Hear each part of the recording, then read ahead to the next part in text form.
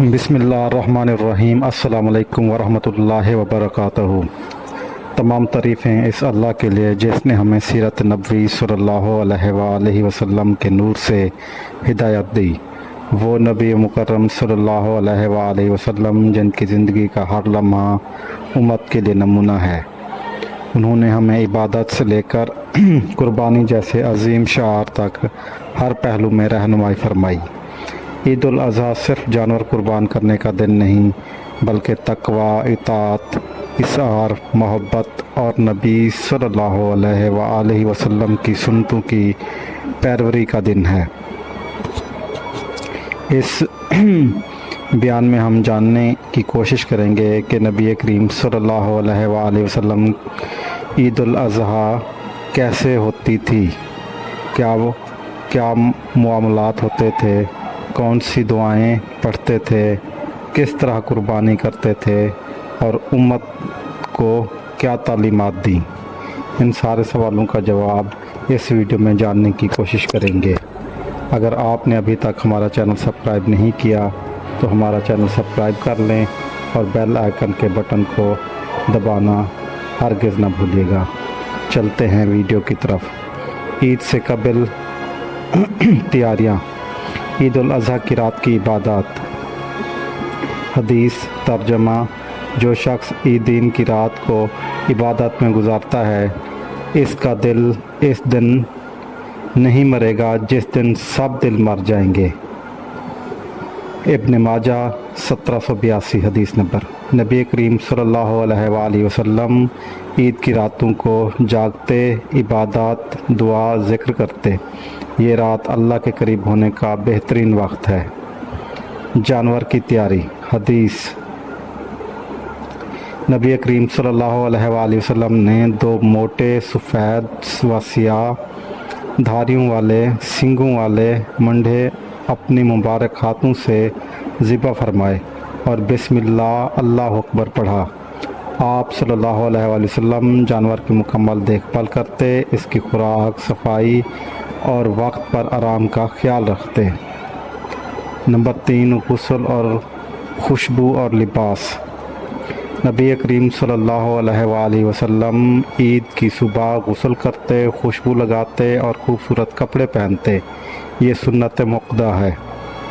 Number 4، صبح کے کھانے کا معمول۔ حدیث ترجمہ: نبی کریم صلی اللہ علیہ وآلہ وسلم عید الاضحیٰ کے دن اس وقت تک کچھ نہ کھاتے جب تک نماز کے بعد اپنی قربانی کا گوشت نہ کھا لیتے۔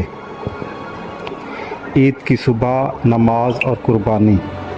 عیدگاہ جانا۔ نبی کریم صلی اللہ علیہ وآلہ وسلم عید کی نماز کے لیے پیدل تشریف لے جاتے اور واپسی کا راستہ مختلف رکھتے۔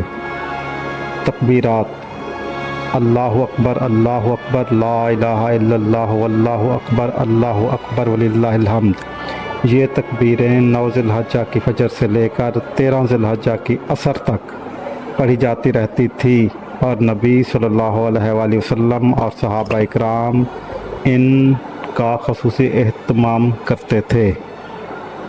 نماز عید اور خطبہ۔ حدیث کا ترجمہ: نبی کریم صلی اللہ علیہ وآلہ وسلم عید الفطر اور عید الاضحیٰ کے دن عیدگاہ تشریف لے جاتے اور سب سے پہلے نماز ادا کرتے۔ صحیح مسلم 899۔ قربانی کا وقت۔ پس تم اپنے رب کے لیے نماز پڑھو اور قربانی کرو۔ آیات الکوثر 2۔ قربانی کے بعد سنتیں اور تعلیمات۔ نبی کریم صلی اللہ علیہ وآلہ وسلم کی قربانی کا انداز۔ آپ صلی اللہ علیہ وآلہ وسلم خود جانور کو ذبح کرتے، بسم اللہ اللہ اکبر پڑھتے اور دعا فرماتے۔ قربانی کے وقت سکون، شفقت، نرمی کا مظاہرہ کرتے۔ حدیث: نبی کریم صلی اللہ علیہ وآلہ وسلم نے اپنی قربانی اپنے ہاتھ سے کی، فرمایا بسم اللہ اللہ اکبر، اے اللہ یہ تجھ سے ہے اور تیرے ہی لیے ہے۔ گوشت کی تقسیم۔ نبی کریم صلی اللہ علیہ وآلہ وسلم گوشت کو 3 حصوں میں تقسیم فرماتے۔ एक हिस्सा रिश्तेदारों और दोस्तों के लिए, एक हिस्सा फुकरा और मसाकीन के लिए, एक हिस्सा खुद के लिए वो रखते। तकबीरात का तसलसल 13 ज़ुल्हज्जा की असर तक तकबीरात जारी रखना सुन्नत है। कुर्बानी का मकसद नबी करीम सल्लल्लाहु अलैहि वसल्लम ने बार बार इस बात पर ज़ोर देते कि कुर्बानी रस्म न हो बल्कि खालिस तकवा के साथ हो। तर्जमा, अल्लाह तक ना इनका गोश्त पहुँचता है ना खून, बल्कि इसे तुम्हारा तकवा पहुँचता है। आयात अल-हज 37। नबी करीम सल्लल्लाहु अलैहि वसल्लम की सीरत पर अमल करना ईद की असल रूह है। ये दिन सिर्फ जानवर ज़िबा करने का नहीं बल्कि अपनी ख्वाहिशात को अल्लाह की रज़ा पर कुर्बान करने का दिन है। आएँ इस ईद पर हम ख़ुद को भी अल्लाह के हवाले करें, अपनी ज़िंदगी नबी सल्लल्लाहु अलैहि वसल्लम की सुन्नतों के मुताबिक बनाएं।